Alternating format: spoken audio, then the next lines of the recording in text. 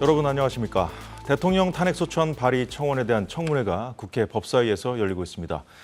오늘도 아침부터 국회가 시끌벅적했습니다. 오늘은 정치권 상황부터 살펴보겠습니다. 오늘 함께할 패널은 김근식 전 국민의힘 비전전략실장, 조승연 더불어민주당 국민소통위 수석 상임 부위원장입니다. 안녕하십니까. 반갑습니다.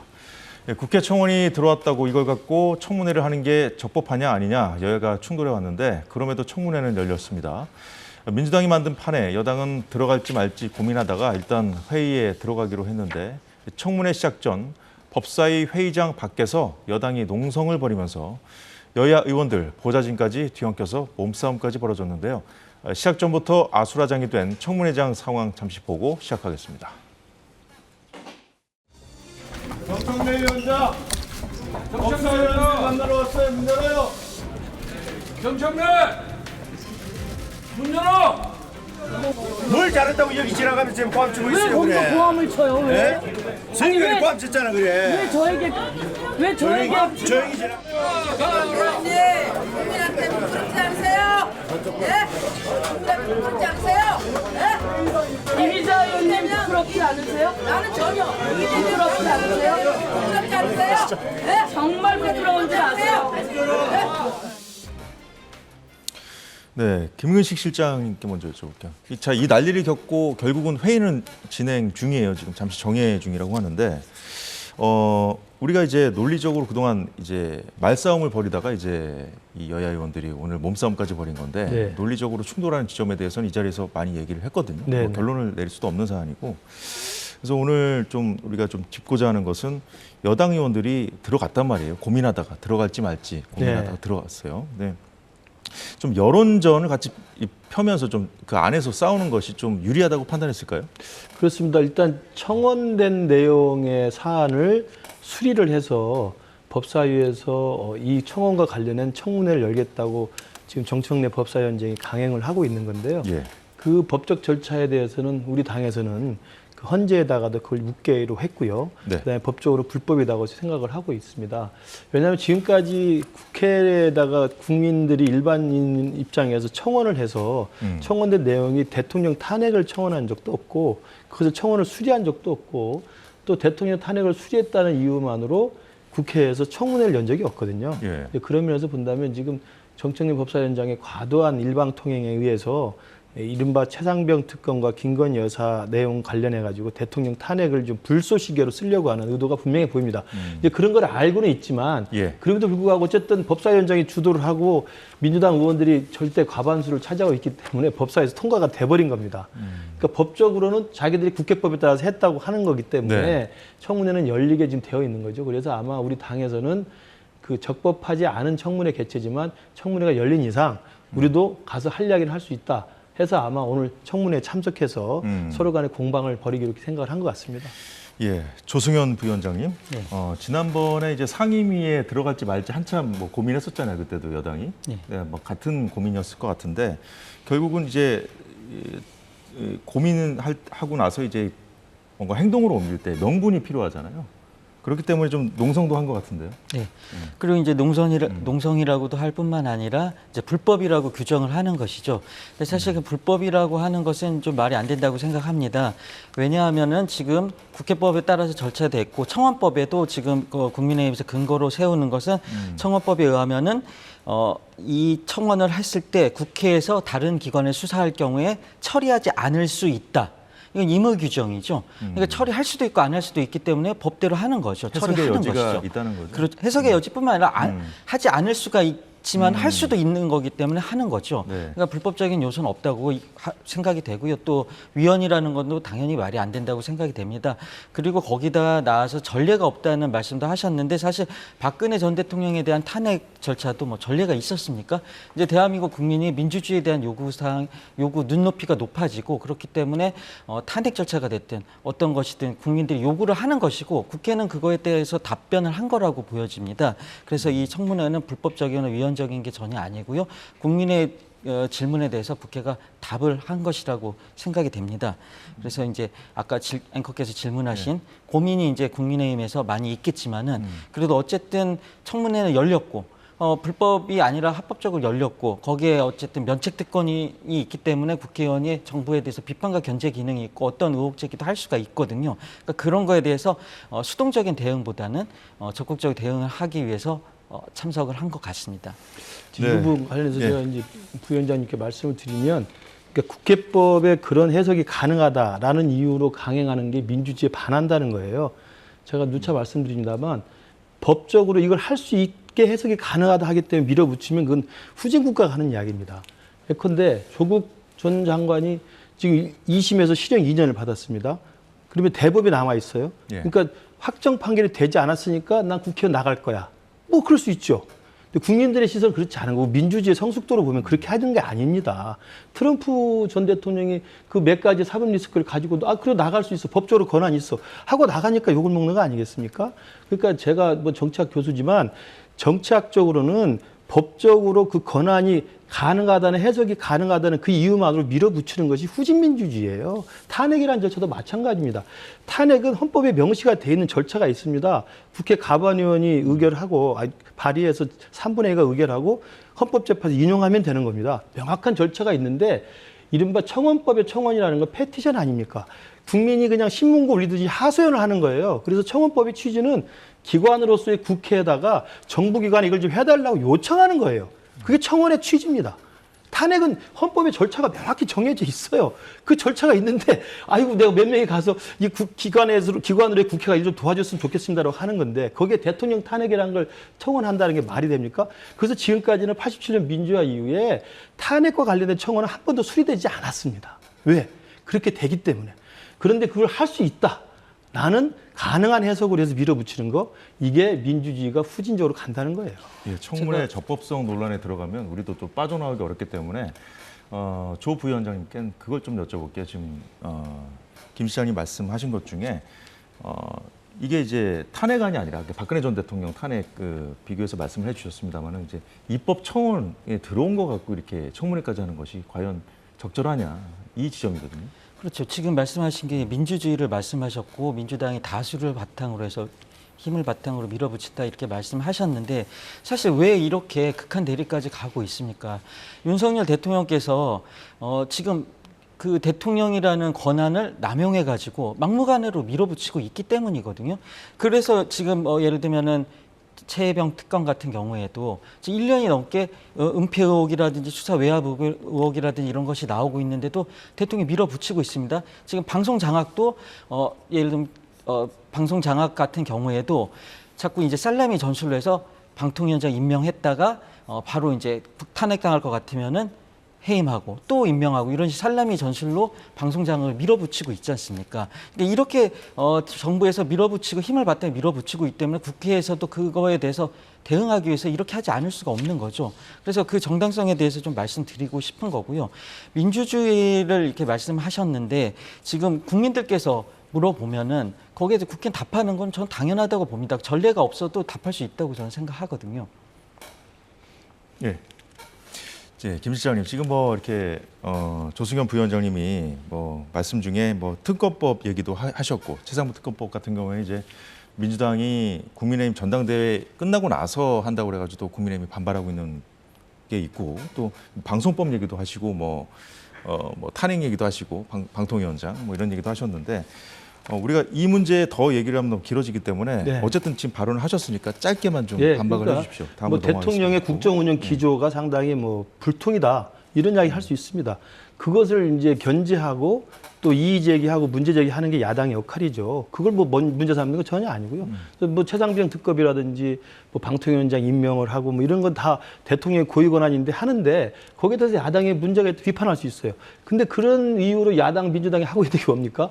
방통위원장이 내려올 때마다 지금 탄핵을 하지 않습니까? 그것도 탄핵의 사유가 있어야 됩니다. 탄핵의 사유는 명백히 민주당 정청래 법사위원장이 그렇게 좋아하는 법 조문이 어떻게 나와 있습니까? 명백히 헌법과 법률을 중대 사안으로 위배할 경우에만 탄핵을 하는 거예요. 근데 민주당이 대통령 마음에 안 든다고 방통위원장 탄핵하죠. 장관 탄핵하죠. 검사 탄핵하죠. 뭐 계속 탄핵하는 거 아닙니까? 그러니까 이게 탄핵병이라는 이야기를 할 수밖에 없고 제가 아까 민주주의의 성숙도라는 게 제가 말씀한 게 아니라 하버드 대학의 레비츠키 교수하고 지블렉 교수가 현대 민주주의가 왜 무너지는가를 설명하면서 제도적 권한이 있다손 치더라도 그걸 자제하는 게 민주주의라고 이야기를 한 겁니다.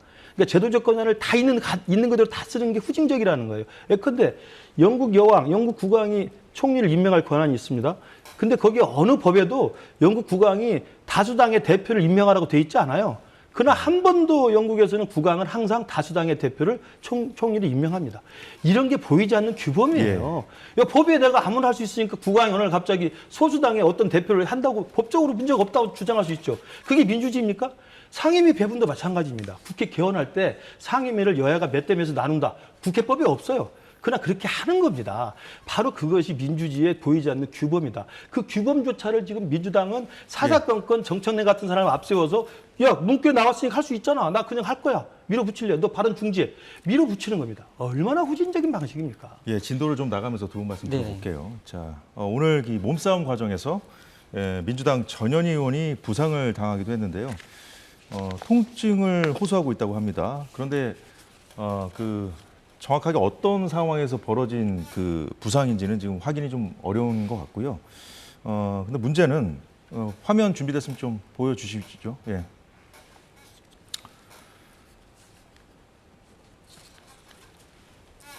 정청래 위원장이 이 문제 갖고 국회 선진화법 위반이다. 그러면서 이제 형사 고발까지 지금 언급을 했거든요. 예. 어떻게 보세요? 네. 지금 여기 오른뺨을 다쳤다고 하고 실력 행사를 하면서 법사위원장 방에 들어가려고 하는 과정에서 고함을 치고 물리적 충돌이 있었던 것 같고요. 그 과정에서 다친 거기 때문에 이게 이제 예를 들면은 국회 선진화법에 의해서 그 폭력행위라든지 이런 걸로 해서 의사를 방해한 거 이 조항에 걸릴 수 있는지 그걸 한번 검토해 보겠다는 얘기로 보여지고요.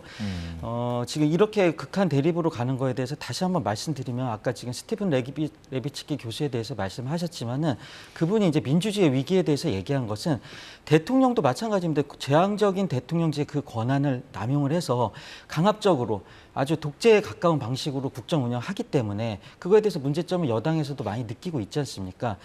그래서 지금 지난 총선 패배에 대해서도 그 책임론에 대해서 윤 대통령이 70%다. 그래서 윤칠한삼이라는 얘기도 나올 정도로 대통령의 책임에 대해서 지금 내부적인 비판도 있습니다. 그런 과정에 대해서 그런 과정에서 민주주의 위기가 오는 것이라고 민주당은 생각하고요. 민주당도 힘을 안 물어붙이면 좋겠죠.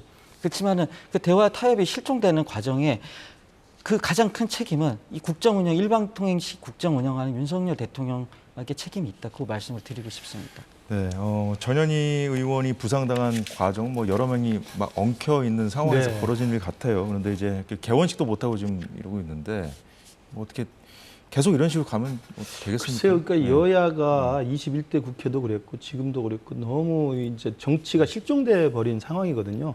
양당 모두 그냥 극단적인 대결만 일삼고 있는데 사실 전현희 의원이 저렇게 뺨에 상처가 날 정도로 부상을 입었다면 안타까운 일이죠. 그러나 이제 그 법사위원장실 앞을 이제 막고 있는 우리 당 의원들하고 또 들어가려는 추가하고 아마 몸싸움이 있어서 그렇게 됐던 것 같은데요. 뭐 저것도 국회 선진화법에 따라서 그 CCTV를 검색해서 누구 짓인지 확인하면 또 기소를 할 수 있겠죠. 그런 게 다 제도적 권한을 남발하는 겁니다. 그런 게 있으면 서로 간에 여야 간에 저기서 서로가 유감 표명하고 이런 일이 있어서는 안 되겠다. 우리 모두 그렇게 하지 맙시다. 라고 넘어가는 게 정치가 살아있는 거거든요. 근데 저거 다 색출하자. 누군지 찾아야 되겠다. 그래서 검찰에 고발하고 이렇게 하는 것이 민주주의가 후진적으로 가는 것이고 민주주의가 민주주의라는 이름으로 민주주의 시스템이 붕괴된다고 그 레비츠키 교수가 말을 하는 거예요. 그러니까 정말 보이지 않는 규범으로서 민주주의를 떠받쳤던 게 바로 제도적 권한이 있음에도 불구하고 쓰지 않는 그 재량, 그런 그 자제, 이게 있어야 된다는 거죠. 미국의 워싱턴 초대 대통령이 미국 헌법에 어느 헌법에도 삼선을 금지한다는 조항이 없습니다. 근데 워싱턴 대통령은 나는 재선만 하고 삼선 안 한다라고 하고 제도적 권한을 자제한 거예요. 그래서 전부 재선으로 끝나는 겁니다. 그게 민주주의라는 거예요. 근데 정청래 의원 보십시오. 야, 문구에 국회법에 할 수 있다 돼 있잖아. 내가 발언권 정지할 수 있어. 너 정지해. 이게 무슨 골목대장도 아니고 정치는 그렇게 하는 게 아닙니다. 예, 잘 들었습니다. 이 청문회의 적법성을 둘러싼 이 신경전. 국민의힘 법사위원인 주진우 의원의 대통령실 통화 논란으로 옮겨붙었습니다.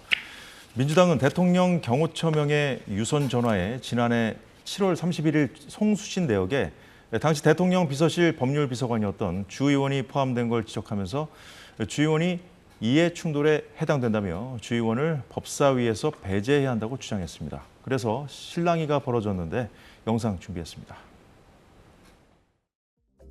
주진우 의원님, 02800-7070과 본인이 통화했다는 것을 조금 아까 말씀하셨는데 그게 누구랑 통화했는지는 혹시 밝힐 수 있습니까? 아니, 위원장님 이렇게 편파적으로 진행하는 경우 어디 있습니까? 그러고 원래 잠깐만요. 제가 말씀드리겠습니다. 02800-7070으로 본인이 통화했다고 하는데 그 누구랑 통화했는지 밝힐 수 있는지를 물어보고 밝힐 수 없으면 없다고 얘기하면 되는 거예요. 밝힐 수 있습니까? 하는 것 자체가 불법입니다. 이게 얼마나 편파적인 진행입니까? 자, 밝힐 수 없다는 거죠? 밝힐 수 없다는 거죠? 밝힐 수 없다는 것이 아니라 1년 전에 43초 통화한 사람 1번 전화라고 하면 다 기억합니까? 조수현 부위원장님, 네. 야권은 이 통화가 왜 중요하다고 하는 겁니까? 그러니까 이제 작년 7월 31일이죠. 이제 최혜병이 순직을 한 다음에 그거에 대해서 국방부 조사단에서 수사를 진행이 된 상황입니다. 근데 7월 31일 날 11시 9분에 조태용 국가안보실장한테 이 번호로 전화가 갔습니다. 그리고 11시 43분에 주진우 법률비서관한테 이 번호로 전화가 갔습니다. 그리고 11시 54분에 이종섭 장관한테 이 번호로 전화가 갔습니다. 그리고 그 전화가 몇 번 오가는 사이에 어떤 일이 있었냐면 수사에 대한 경찰로 이첩하는 것이 보류가 됐습니다. 그리고 국회에서 이제 박정훈 대령 같은 경우에는 국회에서 보고를 하기 위해서 기다리고 있었고 언론 브리핑도 준비가 되는데 이게 다 취소가 됐습니다. 과연 이 전화 몇 통을 해가지고 이런 일정을 다 무산시킬 수 있는 자가 누구냐? 최고 권력이 그게 누구냐? V1이냐 V2냐? 이거에 대한 의혹이 있는 거죠. 근데 하나씩 밝혀지고 있는데 전화번호까지 나왔지 않습니까? 그리고 이 전화번호가 나온 다음에 처음에 이제 대통령실이 용산 이전할 때 대통령실 이름으로 개통이 됐다가 그다음에 대통령 경호처로 전화번호 명의가 변경이 됐다가 JTBC에서 이 번호가 800번대 번호가 보도가 된 다음에 바로 해지를 했습니다. 그 전에 내역을 볼 수 없게끔 한 건데 그리고 그날 당일 재개통을 했습니다.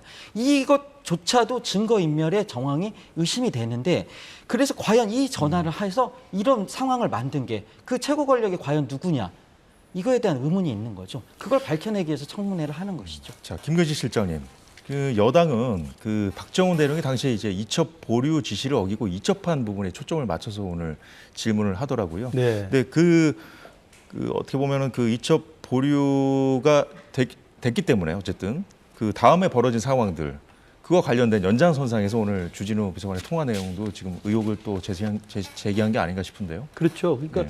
저 최상병 문제는 저도 좀 안타깝습니다. 그러니까 애초에 저 문제가 터졌을 때 예. 용산이나 우리 당이나 입장에서 있는 그대로 사실을 국민 앞에 솔직하게 이야기를 하고 예. 이러이런 일이 진행이 됐었다. 설명을 했으면 저는 아무 문제가 없었을 거라고 생각합니다. 그런데 이제 어찌됐든 밝혀진 바로는 이종석 국방장관에게 박정훈 단장을 통해서 김기환 해병대 사령관이 오케이를 하고 그 수사단의 보고서를 보내기로 사인을 했는데 이게 다른 데 가서 용산이겠죠. 거기서 이야기를 듣는 바람에 그 내용이 바뀐 거잖아요. 그 이첩을 보류한 거죠. 보류해서 기자회견을 취소했던 거고 거기서 임성근 사단장을 제외시킨 건데 저는 그걸 대통령이 설사 지시를 했다 하더라도 저는 정당한 지시였다고 생각합니다. 대통령이 군 통수권자이기 때문에 군 통수권자 입장에서 최혜병의 죽음은 정말 안타까운 죽음이지만 그 공직을 수행하다가 그런 안타까운 사고가 난 것에 대해서 예. 사단장까지 과실치사를 물어버리면 지휘를 어떻게 하겠느냐라고 하는 대통령의 군 통수권자로서의 고민이 있을 수 있는 거거든요. 그러나 그것을 그 대통령의 고민이 전달되는 과정에서 외압으로 이게 의혹이 번지고 이첩을 하라고 했다가 다시 보류하고 예. 그걸 거기에 저항했던 박정훈 단장도 저는 군인으로서 문제가 있다고 생각합니다만 그 저항하는 박정훈 단장을 항명죄로 기소해버리고 네. 이 과정이 증폭이 커지면서 이게 눈덩이처럼 커지게 된 거거든요. 그러다 보니까 지금 이제 800국에 몇 번 나온 거 번호까지 지금 딱 까야 되는 상황이 된 거예요. 예. 저는 그래서 아무 설명만 제대로 했으면 아무 문제 없이 넘어갔을 수 있었던 일을 예. 그냥 쉬쉬 벌벌벌 떨면서 계속 그 말을 안 했던 거죠. 어떻게 보면 저는 그런 야권이 면에서 만들어놓은 판에 계속 우리가 들어와 있는 끼어들어 거예요. 있는 겁니다. 예. 그러니까 저는 지금이라도 그래서 최상병 특검을 민주당이 지금 내놓은 최상병 특검은 너무 일방적인 편향적인 특검이기 때문에 저희들이 단호히 거부합니다만 한동훈 후보가 말하는 것처럼 이 여야 당대표가 새로 선출이 되면 여야 간의 합리적인 선에서 이 문제에 대한 국민적 의혹을 풀 수 있는 합리적인 특검법을 여야 타협으로, 여야 합의로 저는 통과를 시키길 바라고 그것에 따라서 여야가 그 특검을 통과시키면 그 특검에 의해서 이 문제에 대한 그 사실관계를 정확히 파악하는 게 필요하다. 저는 공수처하고 지금 경북 경찰청이 하고 있습니다만 이게 언제 결론이 날지 알 수가 없거든요. 예. 그럼 또 결론이 난 것에 따라서 또 각각 정파적으로는 또 당리당략적 해석을 하기 때문에 파장일 수 있죠. 저는 여야가 합의한 불편부당한 그리고 중립적인 특검이 이 문제를 말끔히 해결해서 있는 그대로 사실관계를 설명하는 게 예. 낫다고 봅니다. 자, 오늘은 한 걸음만 더 들어가 보겠습니다. 최근에 최상병 사건 수사 외압 의혹에 불을 붙인 이슈가 하나 더 있었습니다. 이른바 임성근 골프 모임 단체 대화방 VIP 발언 논란인데요. 임성근 전 사단장이 들어가 있던 이 단체 대화방에 도이치모터스 주가 조작 의혹의 공범인 이종호 씨도 있었는데 이 씨가 권력 윗선에 임 전 사단장에 대한 구명 로비를 한 것처럼 말한 적이 있다고 해당 대화방의 또 다른 멤버였던 김규현 변호사가 언론에 제보한 겁니다. 이를 근거로 야권은 이 씨가 김건희 여사와의 친분을 매개로 임 전 사단장을 구명하려 했다고 의심하고 있는데요. 그런데 여당의 반격이 거셉니다. 우선 이 씨는 언론 보도 이후에 공수처 조사도 받았는데 자신은 구명 로비를 한 적이 없다는 입장이고요. 권성동 의원이 이 문제와 관련해서 3번이나 기자회견을 했는데 이 골프 모임 대화방 멤버 5명 중 2명이 민주당 관계자다. 이 제보자인 김 변호사는 민주당 의원 보좌관 출신으로 박정훈 대령의 변호인, 그리고 송모 씨는 대선 때 이재명 당시 후보의 경호인을 맡았다는 사실도 공개했는데요. 권 의원은 단톡방 보도를 제보 공작이라고 규정하고 그 중심에 김 변호사가 있다고 저격했습니다. 김기현 변호사는 박종훈 대령의 변호인입니다. 동시에 지난 6월 25일 JTBC에 단톡방 내용을 왜곡하여 전달한 제보자이기도 합니다. 그리고 다음 날인 6월 26일 김어준의 뉴스공장에 출연하여 최병 특검법과 김건희 특검법은 만나게 돼 있다고 평론가 노릇을 했습니다. 사건의 당사자나 다름없는 소송 대리인이 제보자와 평론가의 역할을 동시에 수행하며 마치 제3자처럼 행세하여 의혹을 일파만파로 키웠던 것입니다. 네, 조 부위원장님. 어떻게 보면은 이 보도가 나온 다음에 공수처 소환 조사도 이뤄지고 했었잖아요. 그래서 좀 의혹을 증폭시킨 측면이 없지 않아 있었는데 지금 권성동 의원의 주장은 이 카톡방 자체가 뭔가 좀 그 권력의 로비를 좀 할 만한 그런 수준이 못 된다는 거거든요. 그건 이제 권성동 의원의 주장이고요. 이게 야당의 공작이라고 말씀하셨는데 그게 사실 말이 안 됩니다. 지금 이 사건이 최혜병 사건이 일어나기 전부터 그 이종호 대표랑 김규환 변호사가 알고 있었고 같이 카톡방이 있고 골프를 치니 많이 이런 대화도 오갔는데 그게 다 미리 이걸 예상하고 그런 김규환 변호사가 음모를 가지고 그런 카톡방을 했다는 말이 되는 거 아닙니까? 근데 전혀 그런 게 아니고요. 김규환 변호사 처음에는 이 내용을 알고도 침묵했습니다. 왜냐하면 자기 해병대 선배들이고 친한 관계고 골프도 치는 관계이기 때문에 침묵했는데 이게 전혀 수사가 이루어지지 않으니까 그걸 익명으로 이제 제보를 했을 뿐이고요. 그때 그런 걸 민주당하고 상의한 적도 한 번도 없다고 하지 않습니까? 그리고 또 다른 민주당 인사도 연관이 있다고 얘기하는데 그분은 그 카톡방에서 대화를 이 김규환 변호사하고 통화 중에서 임성근 편을 들었던 사람입니다. 근데 이런 걸 가지고 야당의 음모라고 하는 이런 음모론을 제기하는 것이 아주 부적절하다고 생각이 되고요. 아까 우리 김근식 교수께서 말씀하신 것처럼 사실대로 처음부터 얘기했으면 되는 건데 자꾸 거짓말을 반복하고 거짓말 낳다 보니까 자꾸 이런 상황까지 오는데 이제 더 이상 그런 거는 아주 부적절한 잘못된 대응이라고 저는 생각이 됩니다. 네, 최상병 그 수사 관련된 어떤 대응과 좀 견주어서 말씀을 해주셨는데 좀 다르게 보는 부분은 없습니까? 저는 이제 아까 말씀드린 것처럼 최상병 특검이 이미 이제 국민적 의혹이 자꾸 커지고 있는 상황이고 우리 당에 실기한 측면이 있습니다. 그래서 우리 당의 대표가 새로 선출이 되면 여야가 정말 서로 합의를 해서 중립적인 특검으로 이 문제를 풀게 되면 그렇게 해서 문제를 사실관계를 규명하는 게 맞다고 보고요. 예. 그다음에 이 단체방과 관련해서 이른바 이제 그 이종호라고 하는 도이치모터스 관련된 사람을 끌어들여서 마치 김건희 여사와로 가는 이제 게이트로 지금 삼는 건데요. 거기에 들어와 있다는 김기현 변호사와 이 송모 씨라는 분은 권성동 의원 주장이 지금 명백히 사실이지 않습니까? 김기현 변호사라고 하는 저기다가 저 JTBC에다가 갖다 줬다는 사람, 이 사람은 네. 민주당으로 출마하려는 경력이 있었던 사람이 분명하고요. 그렇죠. 예. 그다음에 송모 씨라는 이분도 이재명 대표의 팬클럽 발기인이고 경호를 했던 사람이기도 합니다. 이거 명백한 사실입니다. 그러니까 저는 이걸 보면서 아니 수십 명이 모이는 단톡방에 저도 수십 명 초대받은 단톡방 맞습니다만 그냥 우리는 읽고 보기만 하지 거기서 말하는 사람 몇 명 되지 않습니다. 그 말하는 사람 어떤 사람들이겠어요? 계속 오지랖 높게 이런저런 이야기하면서 뭔가 만들어 보려는 사람들이 이야기하는 겁니다. 저는 그런 대표적인 사람이 이종호라고 생각을 해요. 도이치모터 주가 조작했던 사람이 오죽하겠습니까? 이러저러하게 힘 있는 사람들 끌어들여서 아는 척하는 거죠. 거기에 눈치를 보고 있던 김기현이라는 친민주당 성향의 변호사가 이거 잘만 꺼내들면 녹취 따가지고 언론사에 제보하면 되겠다고 생각한 겁니다. 저는 100% 그거라고 생각하고요. 이거 똑같은 게 기시감 있는 게 있죠.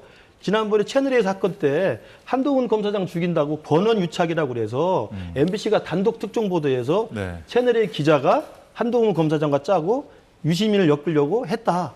그거 했지 않습니까? 결국 어떻게 드러났습니까? 채널A 기자 무죄로 나왔고요. 한동훈 무혐의 받았고요. 결국은 사실은 그 제보를 언론사에 넘긴 지모 씨라고 하는 이른바 용의자, 제보자 X라고 하는 그 사람이 철저히 최광욱과 황희석하고 연결돼가지고 민주당 인사들하고 짜고 이걸 다 계획했던 것도 드러나 있지 않습니까? 예. 정말 우리나라가 이제는 일반 시민조차도 자기의 정치적 성향에 따라서 그 정치적으로 이걸 파장을 일으키기 위해서 이렇게 공작을 하는 이런 거 정말 거기에 언론이 끼어들고 정말 이래서는 안 된다고 생각합니다. 저는 이거 공수처가 분명히 주사하면 분명히 나올 거라고 생각해요. 아무것도 아닌 그걸 김기현 변호사라고 하는 민주당으로 출마했던 사람이 만드는 자작극이라는 게 분명히 드러날 겁니다. 예, 오늘 이 문제 갖고 이제 국민의힘에서는 민주당도 연관되어 있는 거 아니냐 이런 의혹을 제기하면서 국정조사까지 거론했기 때문에 아마도 이 문제 갖고도 이제 공방이 좀 거세질 것으로 보입니다. 자, 오늘 두 분 말씀은 여기까지 듣겠습니다. 수고 많으셨습니다.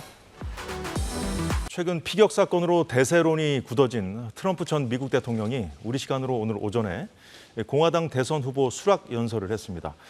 트럼프 전 대통령이 당선되면 세계 경제, 또 우리 경제에 어떤 영향을 미칠지 전문가와 짚어보겠습니다. 정철진 평론가 어서 오십시오. 네, 안녕하십니까. 반갑습니다. 네. 우선 트럼프 피격 사건 이후에 눈에 딱 띄는 움직임이라고 하면 아무래도 미국 증시를 꼽을 수 있겠죠? 네, 미국 증시뿐만이 아니라 이제 피격 사건과 이제 일주일이 돼 가고 있는데 예. 실물 경제는 몰라도 일명 자산 시장, 특히 금융 시장은 그야말로 요동을 친 그런 상태입니다. 아예 트럼프 트레이딩이라는 그런 신조어까지도 이 짧은 기간에 생겨났었는데 예. 기존에 트럼프 후보가 밝혔던 자신들의 경제에 관한 뷰들 있지 않겠습니까? 그런 해당 업종이 급등, 급락을 하는 이런 모양새까지도 나왔고요. 예. 외환 시장에 있어서는 뭐 엔화가 갑자기 강세로 돌변한다든가. 그러니까 지금 금융 시장과 자산 시장은 그야말로 채 일주일도 안 돼서 요동을 치고 있다. 급물살을 막고 있다. 이렇게 볼 수 있겠습니다. 그래도 일단 언론에서는 나스닥의 움직임을 가장 주시하고 있던데 네. 워낙 그 변동성이 크다 보니까요.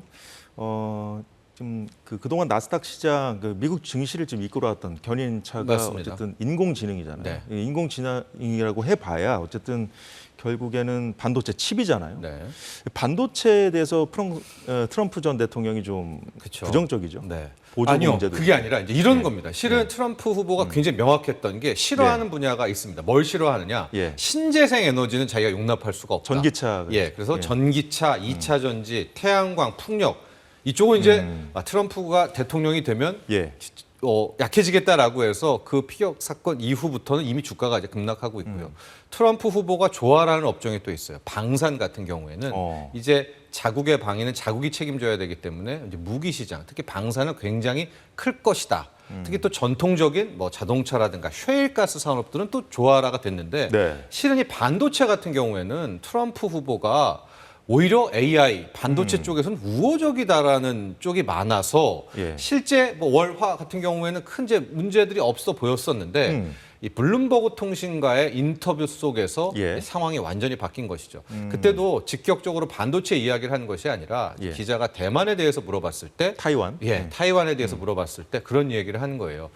타이완은 왜 스스로 방어하지 못하느냐 하고 거기에 대해서 이제 우리와 비슷하게 분담금 얘기를 하면서 예. 타이완의 반도체 산업이 미국의 100%를 빼앗아 갔다. 미국의 반도체를 100% 빼앗았다. 근데 타이완의 반도체는 실은 딱 하나입니다. TSMC라고 하는 파운드리의 초대형 회사. 뭐 짧게 설명을 해드리면 우리가 엔비디아 하지만 예. 엔비디아는 크게 설계를 하는 곳이고요. 실제 그거를 받아서 만드는 곳이 이제 TSMC고 이 파운드리 회사로 유명한데 거기를 겨냥해서 대만에 대한 이야기를 대만의 반도체를 이야기했다라는 것은 투자자들이 무슨 생각을 하겠습니다. 아 이제 그 TSMC를 놓고 과거 트럼프 1기 집권 때처럼 핑퐁 게임 내지는 딜을 하겠구나. 그러면 예. TSMC를 또 굉장히 압박하겠구나라고 하면서 그 기업이 주가가 급락을 하게 됐고 그렇게 되니까 이 트럼프와 또다시 각을 세우는 바이든 행정부도 질 수 없잖아요. 예. 그러니까 중국 대리기에 나서면서 ASML이라고 하는 이제 노광 장비입니다. 이것도 반도체를 만드는 데 있어서 절대 없어서는 안 될 장비고 네. 이 ASML 네덜란드 회사인데 독점을 하고 있거든요. 내 ASML, 도쿄 일렉트론 같은 곳들은 중국과의 거래를 끊어라. 아주 쉽게 얘기하면. 하고 기존에 뭐 반도체 장비들 했던 것도 애프터 서비스 AI나 AS나 수리도 해주지 말아라. 이제 바이든 행정부도 이 말이 나오니까 TSMC와 ASML 뭐 AI 반도체뿐 아니라 반도체에서 없어서는 안 될 두 기업 때리기를 함께 나왔거든요. 거의 동시에. 예, 예. 그러니까 이 두 기업이 주가가 폭락을 하면서 현재 거의 대장주죠. 엔비디아 관련도 폭락을 하고 전체 반도체 관련 지수가 폭락을 하고 나스닥이 폭락을 하고 이어서 우리의 삼성전자, SK하이닉스, 한미반도체 또 급락을 하고 이런 악순환이 이어졌습니다. 당장 그 뭐 삼성전자, SK 하이닉스요. 네. 말씀하셨는데 증시 움직임이야 그렇다 네. 치고 일단 그 장기적으로 봤을 때 우리 반도체 산업에는 어떤 영향을 미칠까요? 좀 우려가 있어요. 이게 약간 바이든 행정부와 트럼프 후보 간의 결이 좀 다른데 똑같이 미국 우선주의 맞고요. 똑같이 중국 때리기도 맞지만 예. 트럼프 쪽은 상당히 좀 과하다 하고 더 미국 우선주의다 이렇게 보여집니다. 가령 지금 바이든 행정부의 칩스법 같은 거, 반도체법 같은 경우에는 일단 뭐 공장이나 이런 것들을 다 미국으로 들어와라. 예. 그러면 우리가 그만큼에 해당하는 보조금을 주겠고 우리가 주도권을 잡아가지고 함께 뭐 하겠다라고 해서 이제 가령 뭐 삼성전자 같은 경우가 미국 텍사스 등등에서 60조 원을 투자하는 대신에 거의 64억 달러, 9조 원에 가까운 또 보조금도 받고 뭐 이런 식으로 반도체 패권을 후두르거든요. 예. 근데 지금 보니까 우리가 트럼프 1기 때 보니까 이 정도도 아닐 것 같거든요. 오히려 그냥 막무가내일 가능성이 현재로서는 좀 높아 보이지 않습니까? 그러니까 네. 아예 바이든 행정부가 했었던 이런 뭐 반도체 동맹이라든가 칩스법 자체도 무시하고 오히려 삼성전자, 하이닉스는 지금 현재 뭐 반도체라든가 HBM 때문에 굉장한 수익을 올리고 있지 않겠습니까? 그러니까 더 막무가내로 나올 수 있는 것 아니야? 이제 이런 우려가 함께 퍼지고 있는 거죠. 예. 반도체에 대해서는 이제 트럼프 전 대통령의 최근 발언이 영향을 미쳤다고 해주셨는데 네. 이 전기차 앞서 네. 짧게 언급했잖아요. 전기차 관련해서는 과거에 1기 집권 때부터 이제 좀 전기차 보조금 문제도 그렇고 네. 부정적이었거든요. 그렇죠. 네. 근데 트럼프라는 인물 자체가 우리가 이야기하는 이 지구 온난화 있지 않습니까? 이산화탄소, 이 탄소를 많이 써서 지구가 더워졌기 때문에 탄소 중립으로 가야 된다는 이 주장 자체를 음모론으로 여기고 있습니다. 그러니까 사기라고. 예, 사기라고 좀 생각을 하고 그 지구 온난화를 이제 안 따르고 오히려 트럼프 같은 경우에는 왜 싸고 효율 좋은 에너지가 있는데 가령 석탄과 석유가 버젓이 있고 예. 미국 내에는 거의 한 미국이 200년 이상을 쓸 수 있는 셰일가스, 셰일 오일이 있는데 예. 이걸 내비두고 왜 태양광 풍력을 하고 전기차로 바꾸느냐 이제 이런 주장을 해왔던 인물이었었거든요. 그래서 이제 피격 사건 이후에 갑자기 트럼프의 당선 가능성이 급등을 하게 되니까 1차적으로 타격을 받았던 것이 전기차 업체 네. 그리고 전기차의 생명은 뭡니까? 배터리잖아요. 2차 전지가 차지하는 게 뭐 거의 절반 정도인데 2차 전지 관련 주들도 주식들이 먼저 큰 타격을 받게 됐고 앞서도 얘기했지만은 태양광 풍력의 신재생들이 이제 함께 무너지는 모습이었었는데 예. 약간 좀 특이한 점 하나는 트럼프답다라고 제가 느꼈던 게 이런 와중에서도 테슬라 주가는 그렇게 많이 안 빠졌거든요. 다른 전기차에 비해서.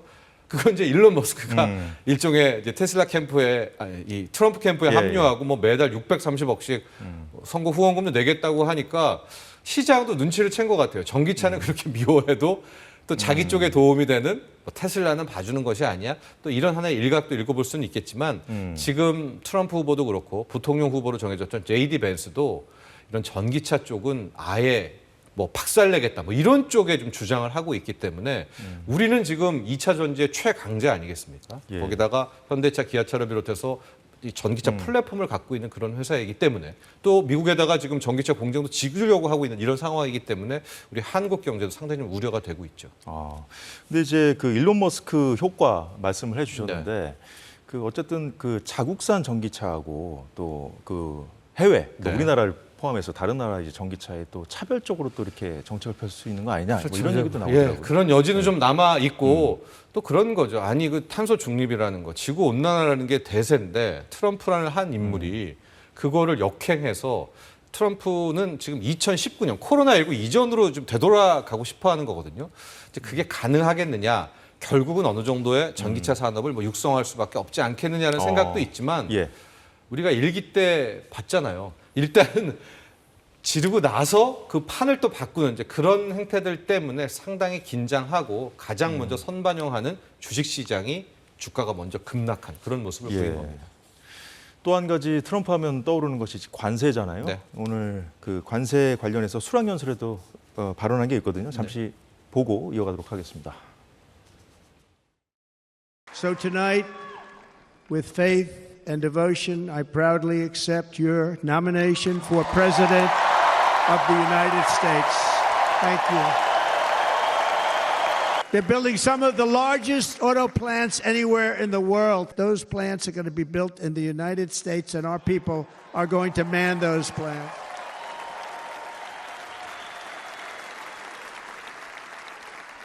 And if they don't agree with us, we'll put a tariff of approximately 100 to 200% on each car, and they will be unsellable in the United States.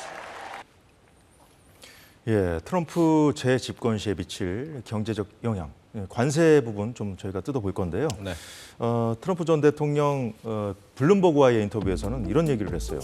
중국의 60에서 100%, 그 외 모든 국가에는 10% 관세를 부과하겠다고 했거든요. 중국산 제품의 관세 60에서 100%, 오늘은 자동차 품목을 딱 집어서 100에서 200% 네.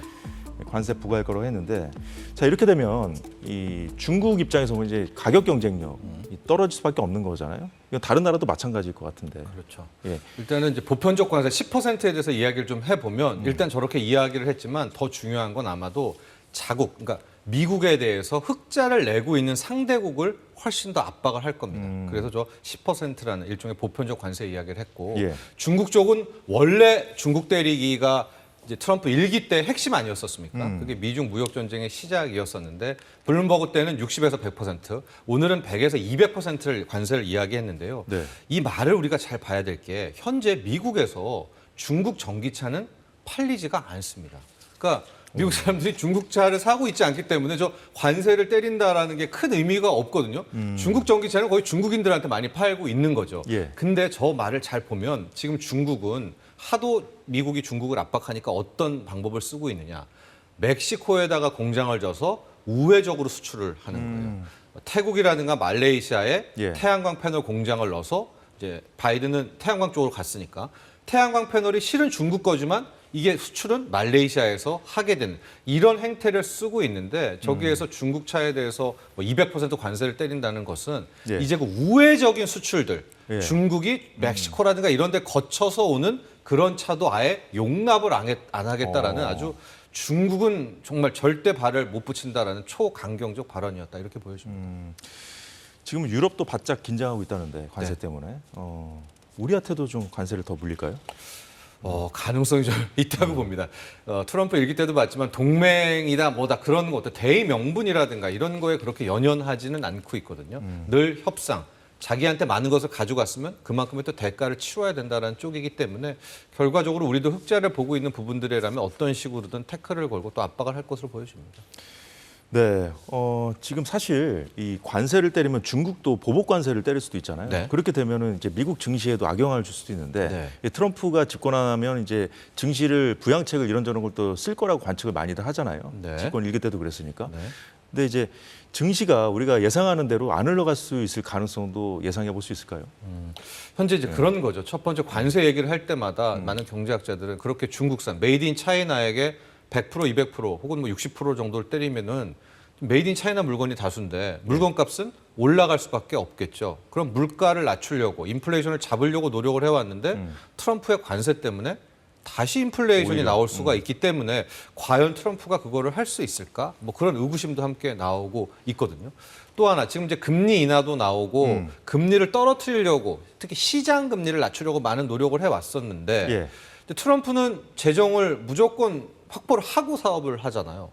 그럼 굉장히 많은 또 국채를 발행하면 이런저런 이제 국채 발행과 함께 미국의 국채 가격이 떨어지면서 국채 금리가 또 올라가게 되면 그러니까요. 시장 금리 오히려 오리는 효과가 트럼프가 나오게 되는지 이런 것들에서 의문점, 퀘스천 마크를 갖고는 있지만은 트럼프라는 인물이 일기 때도 우리가 봤지만 말은 저렇게 또 하지만 예. 또 바뀝니다. 행동을 오늘 한 봐야죠. 말을 행동할 땐 내일 또 바꿀 수가 있어서 실제 이제 그게 불확실성 리스크가 굉장히 큰 것 때문에 우려는 하고 있지만 그런 측면도 분명히 주식시장에서는 바라봐야 되겠고 좀 그렇지만 더 큰 문제는 이 제이디 벤스라는 그 부통령 후보는 약간 결이 다른 게 예. 트럼프는 뭐 중국 때리기다 말은 이렇게 하지만 뒤에서는 협상과 비즈니스맨이잖아요. 근데 이 벤스 후보는 진짜 진심이에요. 그럼 중국에 대해서는 증오에 상당하는 그런 마음을 가지고 있고 예. 전기차라든가 뭐 신재생 사업들에 대해서는 그거 용납 못한다. 오히려 내연기관차를 써야 7,500달러를 지원금을 줘야 된다. 근데 이런 식으로 그래서 미국 제조업을 살려야 된다는 쪽이기 때문에 실은 이 두 조합이 좀 걱정이 되는 건 사실이죠. 트럼프보다 더 거칠다는 거죠. 거칠어요. 예. 자, 오늘 그 말씀하신 금리 관련해서도 후보 수락연설에서 한 얘기가 있거든요. 잠시 들어보죠. I will end the devastating inflation crisis immediately, bring down interest rates, and lower the cost of energy. We will lead a large-scale decline in prices. Prices will start to come down. 예, 파월 의장은 저 말에 휘둘리지 않겠다. 이제 언론에 나와서 그렇게 얘기를 하던데 또 이제 연준이 굉장히 정치적인 곳이잖아요. 네. 그래서 이제 9월 금리 인하가 될 거냐 말 거냐가 좀 얘기가 많습니다만 지금 그 미국의 실업률 증가라든지 경기 침체 신호 좀 빠르게 나타나고 있거든요. 그래서 금리 인하 시점을 갖고 논쟁하고 있는 게 얼마나 좀 의미가 있는 건지 모르겠어요. 그렇습니다. 예. 두 가지 포인트를 맞춰서 설명을 해드리도록 하겠습니다. 방금 전에 들었던 저 녹취, 이번 수락 연설 때 나왔던 것은 뭐 트럼프 자기가 집권하면 물가 높아진다, 인플레이션다 우려를 하는데 앞서 말씀 좀 하셨죠. 예, 했는데 자기는 그거는 인정하지 못한다. 에너지 비용을 낮출 거다. 이게 무슨 말이냐? 셰일 오일을 파겠다. 그러면은 뭐 유가를 훨씬 낮은 가격에 미국인들이 쓸 수 있으니까 물가를 구성하는 데 있어서 가장 많은 비중을 차지하는 게 에너지 비중 아닙니까? 그러니까 자기는 값싼 에너지를 통해 가지고 물가 잡겠다라는 얘기였었고 네. 이제 금리 얘기는 뭐냐면 오늘 수락 연설 이제 이전에 계속해서 무슨 얘기를 하냐면 연준과 제롬 파월 연준 의장한테 대선 11월 5일 전에 금리를 내리면은 안 된다. 왜냐하면 금리를 내리게 될 경우 이것은 바이든 대통령 민주당 쪽에게 반사 이익을 주기 때문에 언페어하다, 불공정하니까 11월 이후에 뭐 내리든 말든 해라라는 쪽이 이제 주장을 계속해 온 겁니다. 실제로 일정을 좀 보면 이제 7월 말 이달 말에 FOMC 회의가 한 번 있고요. 그리고 그 다음 회의가 9월 FOMC 회의인데 지금 9월에 미국이 금리를 인하할 가능성은 100%거든요. 그러니까 요 100%로 9월, 예, 뭐 9월 100% 확률입니다. 시장 그 예측치가 예. 99%, 100%인데 이 9월에 내리지 말라는 거예요. 그리고 10월에는 FOMC 회의가 없고 11월에 11월 5일, 6일, 12월에 있기 때문에 대선 끝나고 12월 6일 날 내려라. 자기는 11월 5일 날 선거 후에는 대통령이 될 거니까 이제 이런 주장을 계속 해오고 있는 것이죠. 예, 앞서 말씀드렸습니다만 이제 보통 기본적인 공식이 금리를 인하하면 이제 주식시장이 좋다고 하잖아요, 증시에. 예. 반대입니다, 오히려. 예. 반대인 경우는 예. 이제 불경기일 때 맞습니다. 그런 것인데 예. 지금 미국 아까 말씀드렸다시피 경기 침체 신호들도 좀 나타나고 있거든요. 네.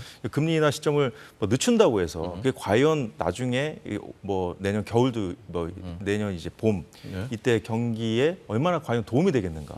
이건 좀 논란이 있는 것 같아요. 그렇죠. 예. 그러니까 이제 우리가 약간 헷갈리는 게 금리 인하라는 자체는 실은 경기가 나쁘기 때문에 금리를 낮추는 겁니다. 그래서 과거에 여러 번 사례들을 좀 보면 금리 인하를 시작했을 때 그때부터 주가는 급락하는 경우가 않았습니다. 그러니까 예. 우리는 지금 금리 인하가 좋다 했는데 급락했네라고 이제 하는 거가 첫 번째 정론이고요. 그런데 지금 미국이 하려는 금리 인하는 예.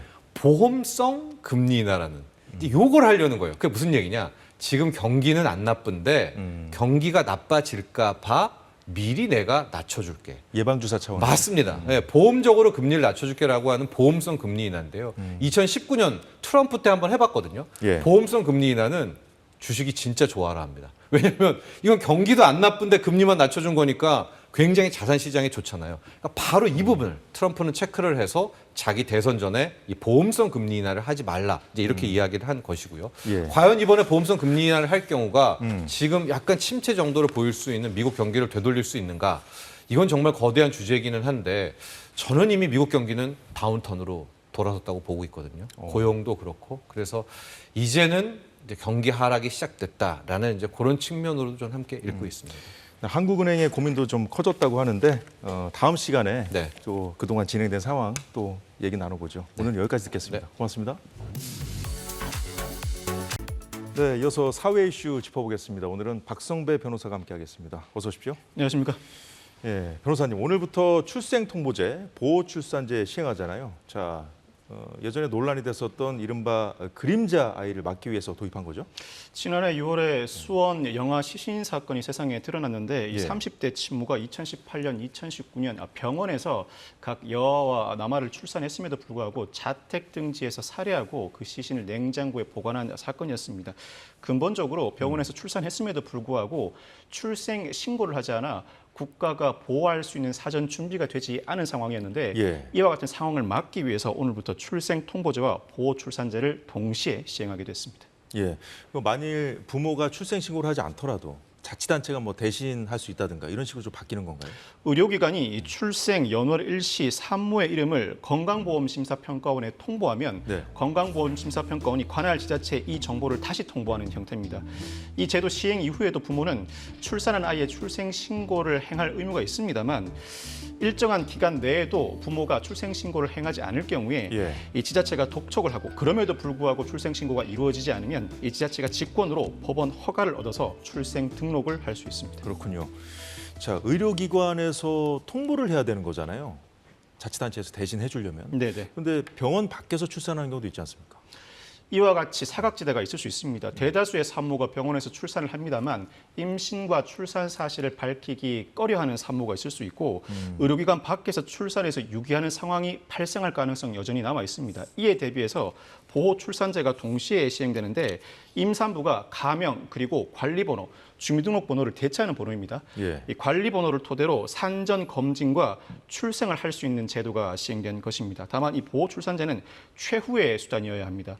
이 보호출산제를 통해서 출산한 아동은 입양 등의 절차를 밟게 되는데 이 직접 양육을 권유하기 위해서 이 정부는 전국의 임산부 상담 기관을 운영하고 최소한 7일의 숙려 기간을 진행하기로 했습니다. 예. 그럼에도 불구하고 보호 출산을 원하는 산모의 경우에는 자신의 이름, 연락처, 보호 출산을 결정하기까지의 상황을 적은 문서를 아동관리보좌원에 제출하고 이 문서는 영구 보존하게 됩니다. 보호출산제 이제 오늘부터 도입이 돼서 이제 시행이 될 텐데 지원 내용 중에 혹시 우려하는 점들은 없나요? 우려의 목소리가 나오는 부분은 없어요? 우려하는 부분이 있습니다. 위기 임산부 등 한부모 가족시설 입소 시 중위소득 등을 고려 양육비를 지원하는 제도 등 폭넓은 제도를 마련하고 있습니다만 네. 직접 양육을 하지 않으려는 경향을 벗어낼 수 있을지가 상당히 우려시 됩니다.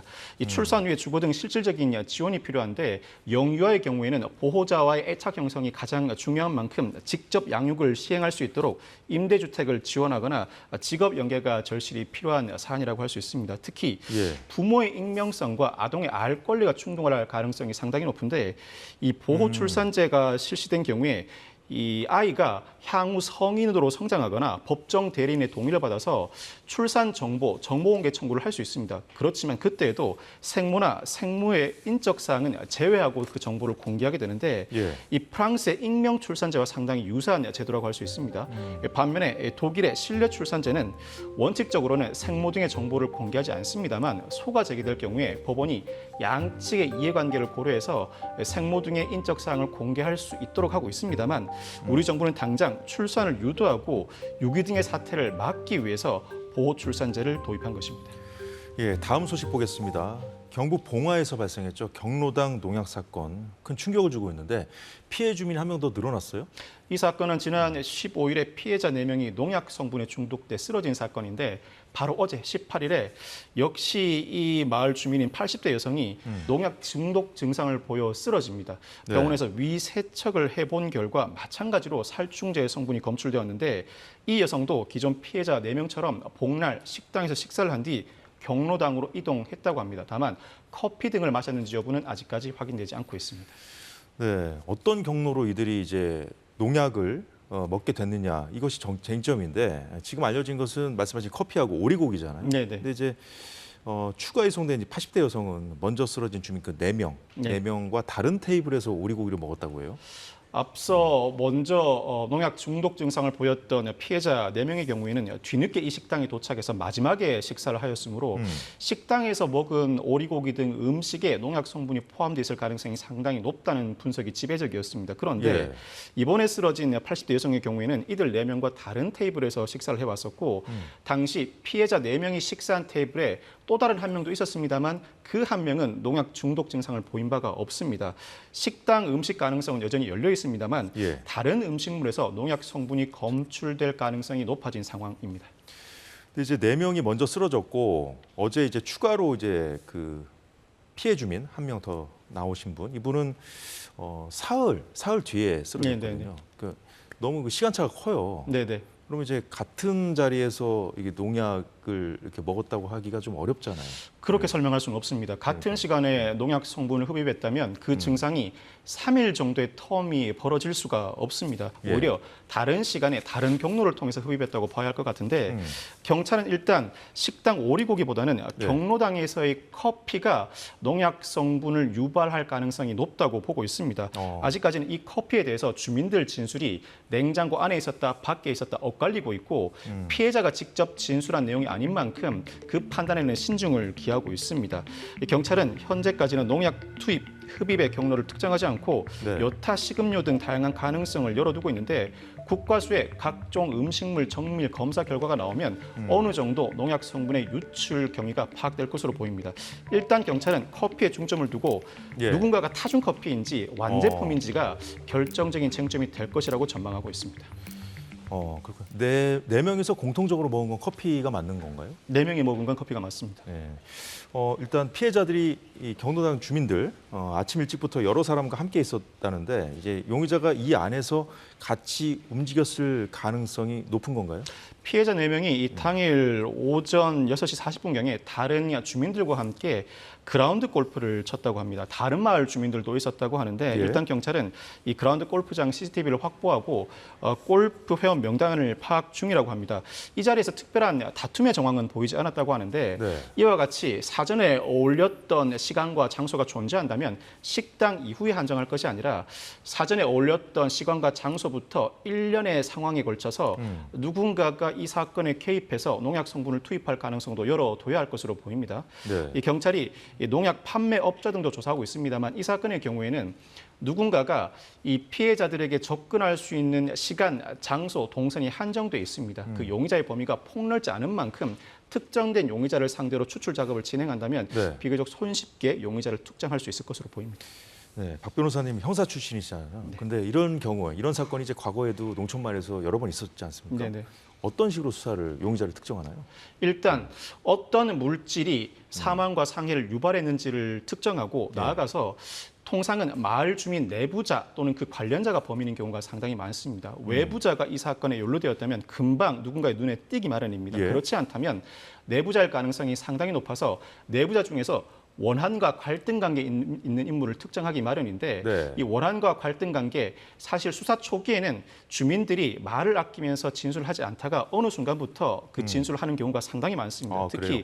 이 사건의 경우에 피해자 4명이 어느 정도 호전 증상을 보이고 있는데 무엇보다 피해자가 어떤 갈등 관계에 있었고 이 사건 발생 전후에 구체적인 사실관계를 가장 정확하게 진술할 수 있는 만큼 국과수 감정 결과 외에도 피해자의 진술이 나오는 순간 용의자에는 더 가까이 다가갈 수 있습니다.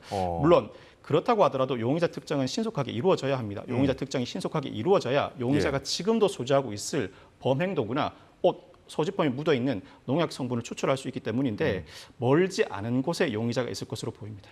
끝으로 한 가지만 간단히 좀 질문 드릴게요. 피해자 3명이 지금 상태가 호전 중이래요. 그러면 네. 경찰 수사에도 좀 속도가 붙을 수 있을까요? 충분히 속도가 붙을 수 있습니다.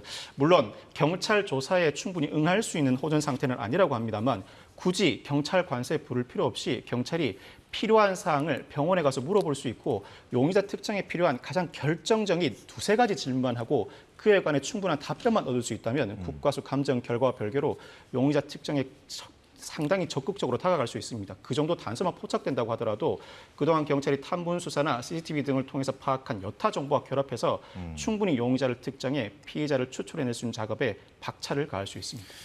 예, 추가 피해자의 상태도 호전됐다는 소식을 좀 기대해 보겠습니다. 제가 오늘 말씀 여기까지 듣겠습니다. 박 변호사님, 고맙습니다. 네, 감사합니다. 네, 오늘 사사건건이 준비한 소식은 여기까지입니다. 저희는 다음 주 월요일에 다시 찾아뵙겠습니다. 고맙습니다.